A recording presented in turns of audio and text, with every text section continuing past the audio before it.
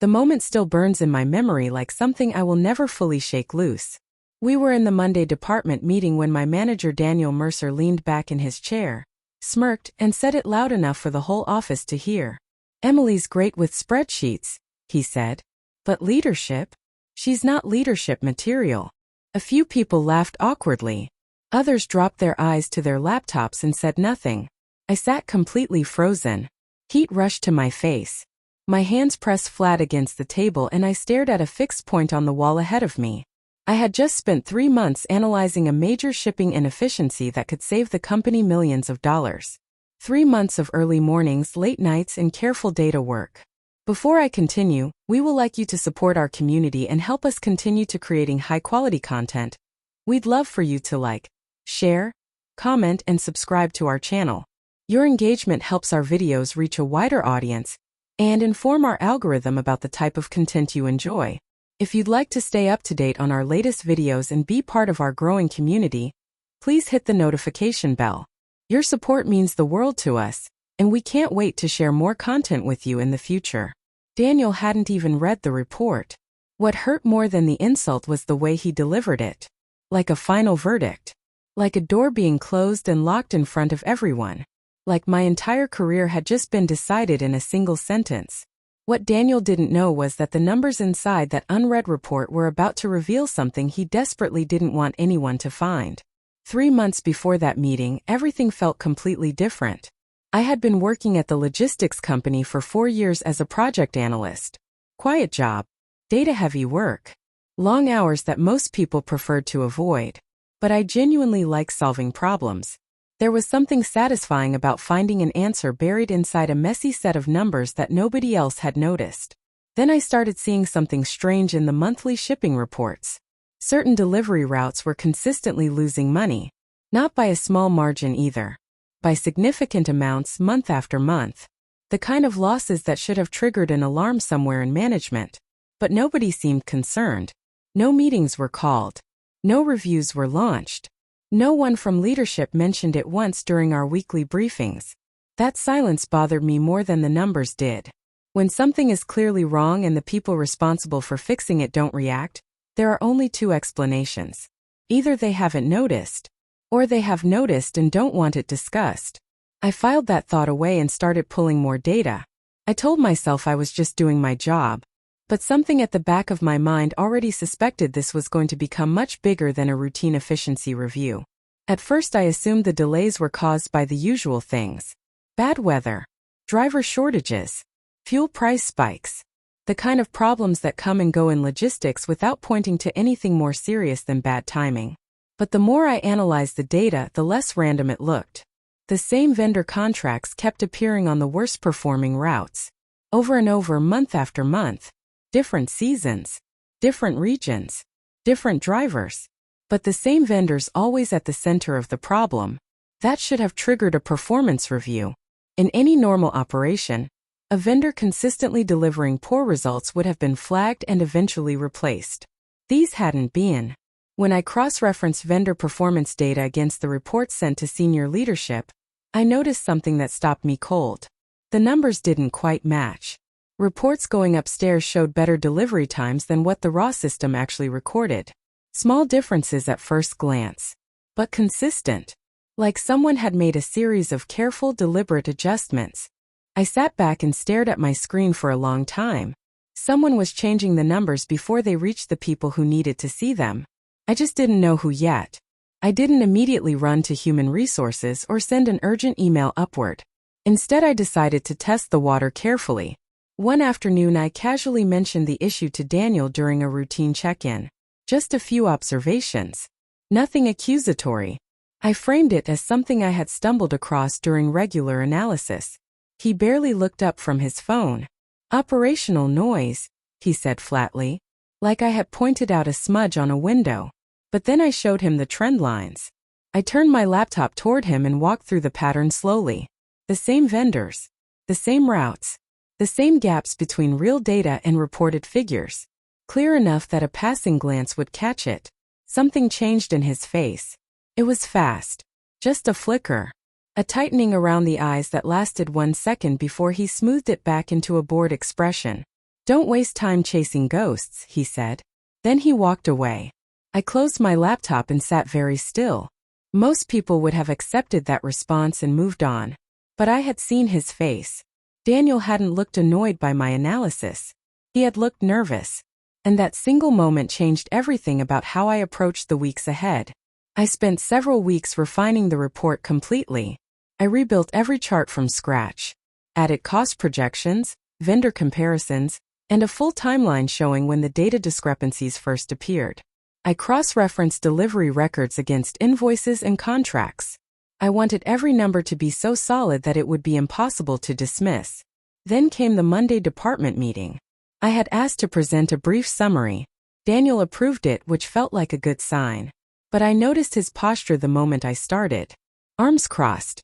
Expression already closed before I opened my mouth. I had barely reached the halfway point when he cut me off. He said it in front of the entire team. The spreadsheets comment. The leadership material comment. Casual and confident, like someone who knew exactly which words would land the hardest. The awkward laughter from two colleagues felt like something physical. I gathered my papers quietly and sat back down. The humiliation followed me through the rest of that day like a shadow. But walking to my car that evening, one clear thought pushed through everything else. His reaction was not that of someone who found my work unimportant. It was the reaction of someone who found it dangerous. That night I sat at my kitchen table long after dinner and asked myself one question. Why would a manager dismiss a report that could save the company money? There was no logical answer unless the analysis threatened something that mattered more to him than the company's performance. A manager who genuinely cared about results would want to investigate further. He would want to find the source of the losses and fix them. Daniel had done the opposite every single time.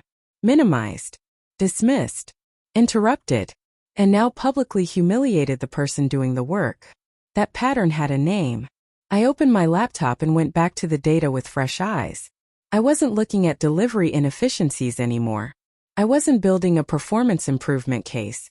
I was looking for manipulation. I started sorting the data differently. Instead of organizing by route or time period, I sorted by vendor relationship. Who approved which contracts?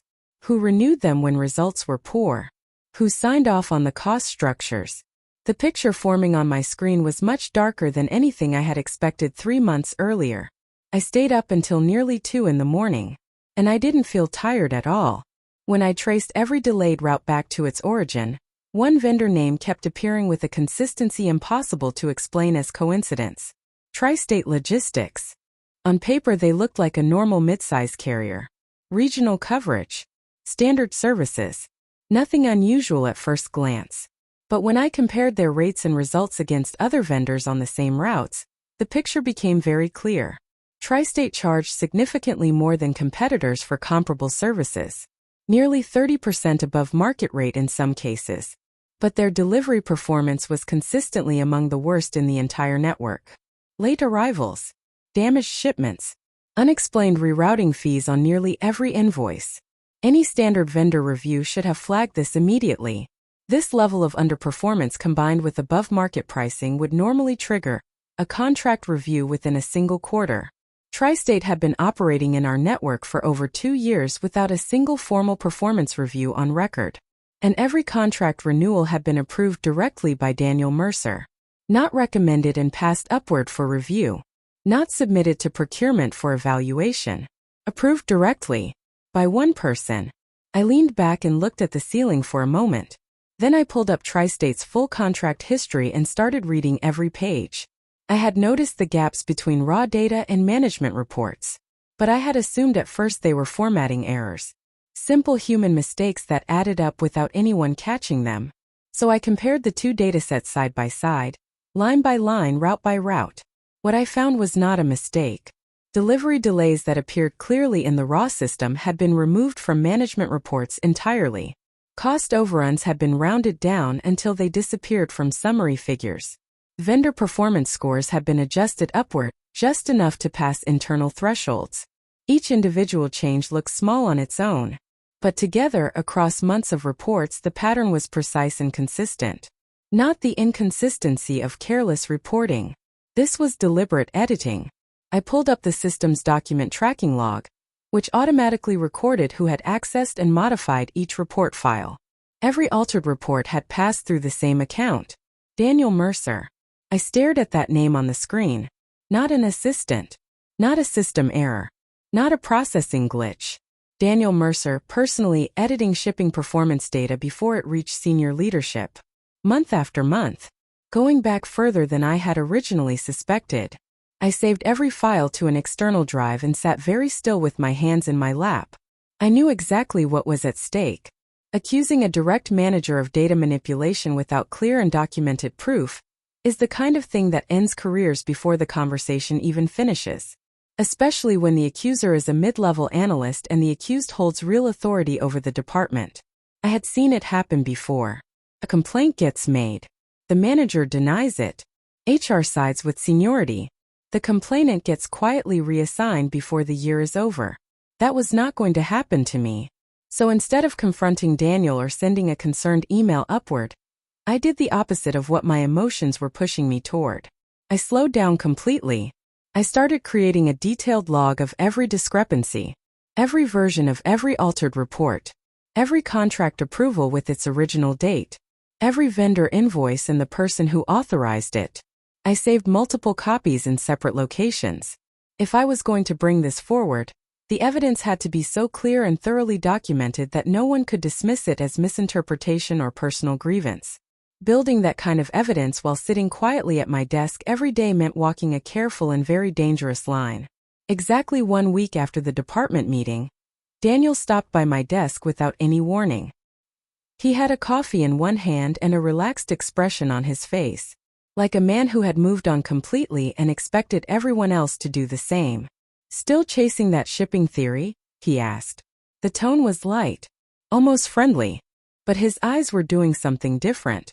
He was scanning my screen very carefully, watching my hands, checking carefully whether I had any familiar report files open that he might recognize.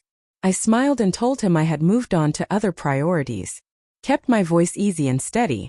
He nodded, said something vague about staying focused on deliverables, and walked away. I watched him leave without turning my head. He wasn't checking in. He was looking for evidence that I had dropped the investigation. The fact that he felt the need to look told me something important. Daniel wasn't certain I had stopped. He was worried, and worried people make mistakes.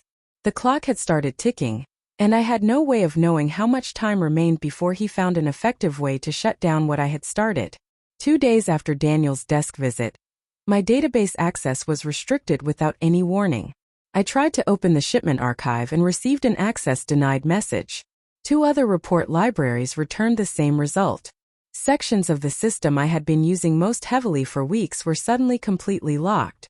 I sent a ticket to IT asking what had happened. The response came back within the hour. A brief note saying my access had been adjusted as part of a standard system update and would be reviewed at the next quarterly permission cycle. I had been at this company 4 years and never once had data access restricted mid-project without a conversation first. I knocked on Daniel's office door. He told me it was an IT decision, nothing to do with him. He suggested I focus on work within my current access and not get distracted by data outside my assignments. He said it pleasantly. I thanked him and walked back to my desk. Then I sat for a moment, thinking about how close I had come to losing everything I had gathered. He was trying to cut the investigation off at the source. For a brief, heavy moment, sitting at that desk with my lock screen in front of me, it almost worked. That same afternoon, an IT analyst named Mark stopped by my desk. He moved quietly, the way people do when they want a conversation to stay below the radar. He sat in the empty chair beside me and kept his voice low. "I noticed your access got restricted this morning," he said. I told him I had submitted a ticket. He nodded slowly. Then he told me the access restriction had not come through normal IT channels. There was no system update. The change had been requested personally and specifically, targeting the exact report libraries I had been using most frequently. Daniel had gone directly to IT and requested the restriction by name. Mark made it clear he couldn't override an access change without proper authorization, and wasn't going to risk his own position by doing so. I completely understood. But then he said something that changed my entire situation. He told me there was one section of the system that stored automated logs of all data editing activity. Older infrastructure. The kind that doesn't get updated often. The kind a recently hired manager might not even know existed. He wrote the file path on a sticky note and set it on my desk. Then he stood up and walked back to his workstation without another word. The logs were kept in a legacy archive using old folder-based storage. Clunky interface. Slow to load. The kind of system that gets ignored during upgrades because it works just well enough that no one bothers replacing it. Most people in the building probably didn't know it existed. But it recorded everything. Every time a document in the shipping report system was modified or exported, the log created an automatic entry. User account. Exact timestamp. The original version of the document before editing. The new version after. I started pulling entries and comparing them to my own documented discrepancies. They matched. Every single one. Delivery times adjusted down. Cost figures reduced. Performance scores bumped just enough to clear thresholds. All of it recorded with the before and after versions sitting side by side. And every single edit traced back to one user account. Daniel Mercer. Not an assistant. Not a processing error. Daniel Mercer, personally, editing shipping performance reports before sending them to senior leadership. Month after month. Going back further than I had originally suspected. I copied everything onto my external drive. Then I sat at my desk with both hands pressed together in front of my mouth, trying to understand the full size of what I was holding. Understanding that Daniel had been altering reports was serious enough on its own. But as I reviewed vendor invoices alongside the contracts he had approved, a second layer emerged that was significantly worse. Tri-State Logistics had not simply been charging above market rates for poor performance. Every invoice included a category of fees listed as administrative processing charges. A separate line item, calculated as a percentage of the total contract value. That alone was unusual but not unheard of in vendor agreements. What made it alarming was the percentage. Far above industry standard. And the fees had been increasing quietly with each renewal in increments small enough to avoid triggering automatic review thresholds. When I totaled all Tri-State administrative charges over 2 years and compared them to similar fees from other vendors in our network, the gap was enormous. Hundreds of thousands of dollars more than standard. Every single charge was approved without question by Daniel Mercer himself. No secondary review. No pushback. No record of procurement ever being consulted. My analysis had started as a delivery efficiency study. It had just become something much larger than I had imagined. This was no longer about manipulated performance metrics. This was about money. Right as I was finishing the most critical section of my documentation, the company sent a company-wide announcement about an upcoming quarterly executive review. Every department head was required to submit an operational report directly to the CEO and senior team. The purpose was to give leadership a broad view of performance across all business units before the fiscal period closed. Daniel mentioned it at a brief team meeting. He framed it as a department head's only process, something that happened above our level and didn't concern analysts. He was already preparing to submit his own report, which I understood would contain the same carefully adjusted numbers he had been sending upward for months. What Daniel clearly hadn't read carefully was the actual submission announcement. The executive portal was open to all employees. Not just managers. Not just department heads. Any staff member with a company login could submit a document for review. There was no rule requiring managerial approval before submission. No filter between my completed analysis and the CEO's office except the submit button itself. I read the announcement 3 times to make sure I understood it correctly. Then I closed the browser and went quietly back to work. 3 days before the submission deadline, Daniel called me into his office. He had a new assignment for me. Effective immediately. A backlog inventory reconciliation project sitting unaddressed for months and needing urgent attention before the quarter closed. Full-time work. Detailed, repetitive, and completely unrelated to any of my current analysis. He handed me a thick folder of printed inventory records and told me to start that afternoon. He seemed relaxed when he said it. Organized.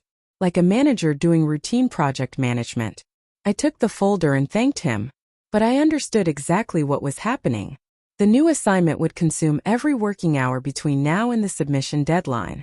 No time for analysis. No access to the report libraries I had already been cut off from. No visible reason for anyone watching from the outside to suspect anything unusual was occurring. He was burying the report beneath a workload that looked completely legitimate on paper. If I couldn't finish the documentation before the deadline, Daniel's version of events would be the only one that reached the executive team. Everything I had spent months carefully uncovering would simply disappear. Sitting in his office with that folder in my hands, it looked like he might actually succeed. The next 2 weeks were the hardest stretch of the entire situation. Every day I sat at my desk and worked through the inventory project during office hours. I kept my head down and my pace steady. I gave Daniel no reason to suspect I was doing anything except exactly what he had assigned me. Then I went home every evening and worked on the report. Late nights. Early mornings. Whatever hours I could find. The fatigue was real. There were evenings when I sat at my kitchen table staring at my screen and genuinely questioned whether any of this was worth it. Whether anyone on the executive team would read an analyst's unsolicited report. Whether the evidence I had gathered could overcome the institutional weight of a senior manager with years of company relationships. Daniel walked through the office each day completely unbothered, stopping to chat with colleagues, moving with the ease of someone who expected good news soon. Then on a Thursday evening, already running low on energy, a notification arrived in my personal email. Mark had flagged something. A contract approval record filed incorrectly in a vendor subfolder. About a week after submitting the report, the office mood shifted in a way I didn't immediately understand. Daniel was in an unusually good mood that Monday morning. He greeted people by name in the hallway, stopped to chat at several desks, and carried himself with the ease of someone expecting good news very soon. Word had spread through the management layer that our department had been selected to present performance results at the upcoming executive review meeting. That was exactly the kind of visibility Daniel lived for. A formal setting with the CEO present and the department's numbers on display. He was practically glowing. I watched him from across the open floor and kept my expression completely neutral. I had told no one about my submission to the portal. Not Mark. Not any colleague. There was nothing to say yet. What I knew was that my report had been submitted before the deadline. Whether it had been assigned to a reviewer or simply filed away without anyone reading it was something I genuinely couldn't answer.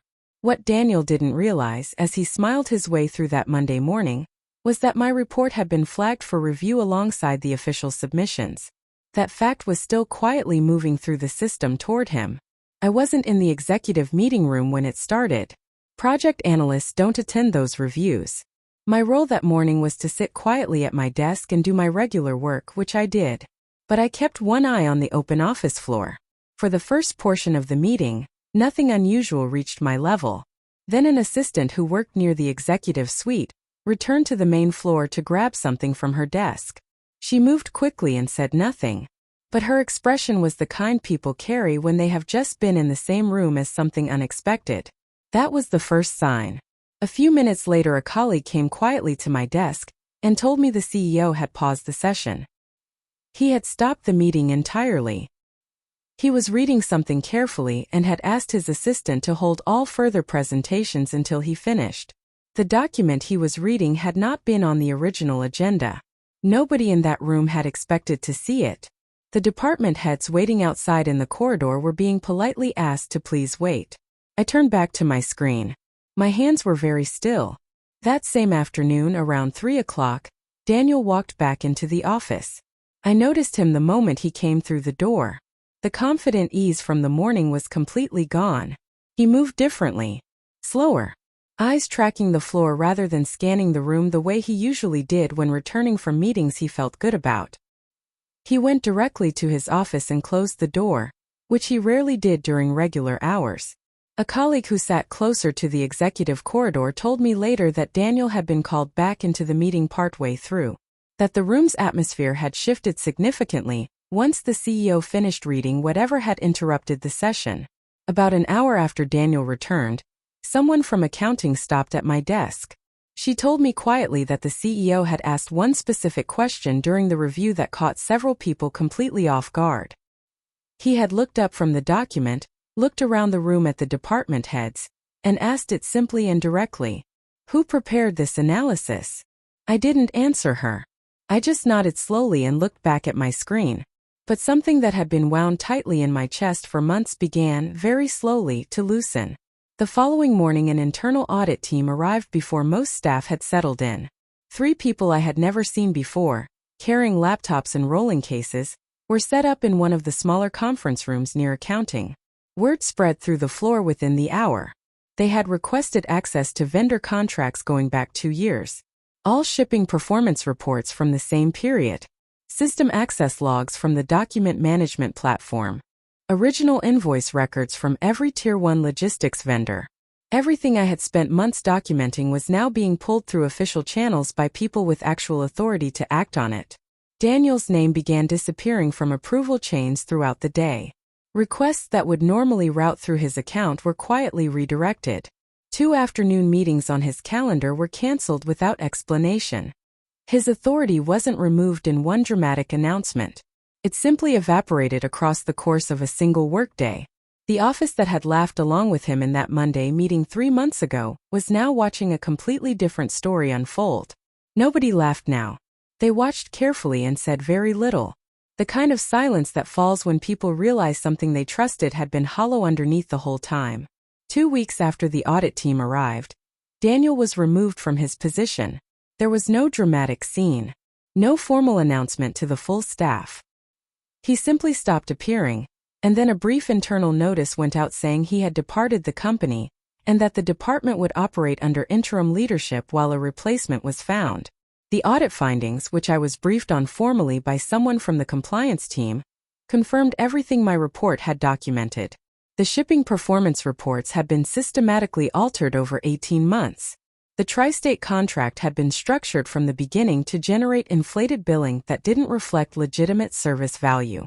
The total financial damage to the company ran well into the hundreds of thousands of dollars. Daniel's termination was described in the formal notice as resulting from a breach of professional conduct obligations pending further investigation.